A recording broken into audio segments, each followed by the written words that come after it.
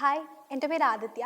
ഞാൻ കൊച്ചിൻ യൂണിവേഴ്സിറ്റിയിലെ Inter university centre for nano materials and devices എന്ന റിസർച്ച് സെൻറ്ററിലെ ഗവേഷണ വിദ്യാർത്ഥിയാണ്.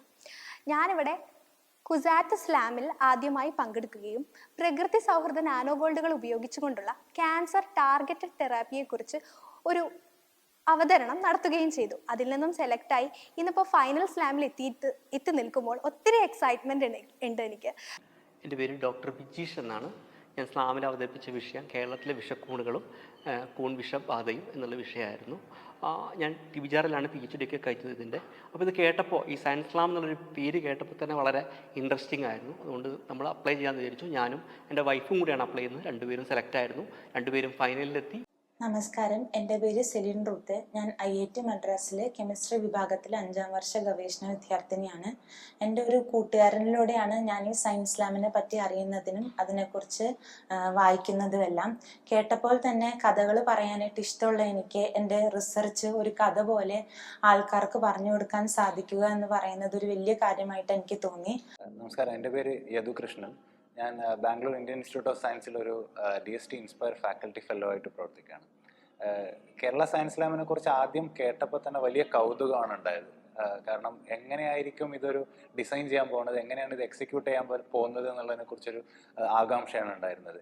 ആദ്യം തന്നെ നമ്മൾ സയൻസ് ടെക്നിക്കൽ ടോക്കുകളിൽ നിന്നും അതീതമായി പബ്ലിക്കിലേക്ക് വളരെ ലളിതവും സരസവുമായി അവതരിപ്പിക്കാൻ സാധിക്കുന്നു എന്നതുകൊണ്ട് തന്നെ ഒത്തിരി എക്സൈറ്റ്മെന്റും സന്തോഷവും ഉണ്ട്. കാര്യം നമ്മൾ ചെയ്യുന്ന റിസർച്ച് എന്താണെന്ന് പൊതുജനങ്ങൾക്ക് മനസ്സിലാക്കി കൊടുക്കുക ഉള്ള ഏറ്റവും നല്ലൊരു പ്ലാറ്റ്ഫോം ആയിട്ട് തന്നെയാണ് ഞാൻ ഈ സയൻസ് ലാമിനെ കാണുന്നത്. പിന്നെ ഇതിനകത്തുള്ള ഏറ്റവും വലിയ ഗുണം എന്ന് പറഞ്ഞു കഴിഞ്ഞാൽ നമ്മുടെ ഒരു അച്ഛനോടോ ഒരു അമ്മയോടോ അല്ലെങ്കിൽ നമ്മുടെ വീട്ടിലുള്ള ഒരു ചെറിയ കുഞ്ഞുങ്ങൾക്ക് എങ്ങനെ കാര്യം പറഞ്ഞു കൊടുക്കുന്നു അതേ ഒരു ലാഘവത്തോടു കൂടിയിട്ടാണ് ഞങ്ങൾ കാര്യങ്ങൾ പറഞ്ഞിട്ടുണ്ടായിരുന്നു. അപ്പോൾ അതുകൊണ്ട് തന്നെ ഞങ്ങൾക്ക് വലിയ ടെൻഷനൊന്നും ഉണ്ടായിരുന്നില്ല.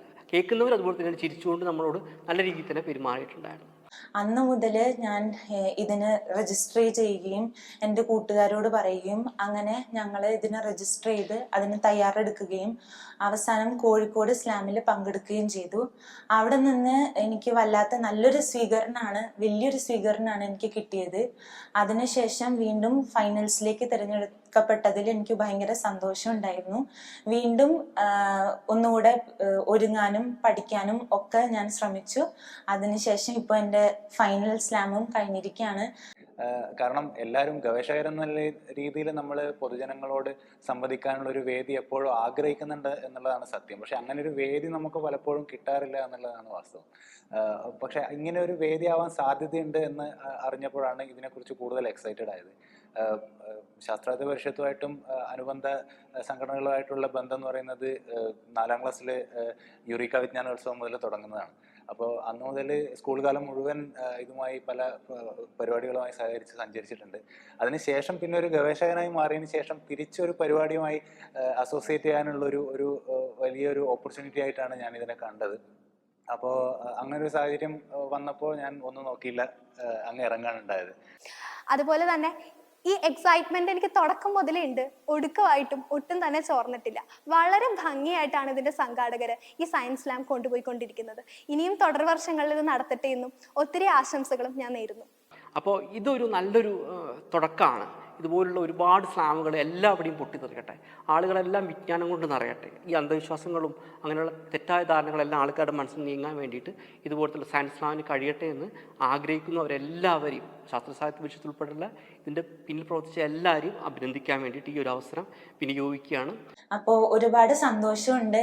ഞാൻ ചെയ്യുന്നത് എന്താണോ അത് ജനങ്ങളിലേക്ക് നല്ല രീതിയിൽ അവർക്ക് മനസ്സിലാവുന്ന രീതിയിൽ എത്തിക്കാൻ പറ്റുക എന്ന് പറയുന്നത് വലിയൊരു കാര്യം തന്നെയാണ്.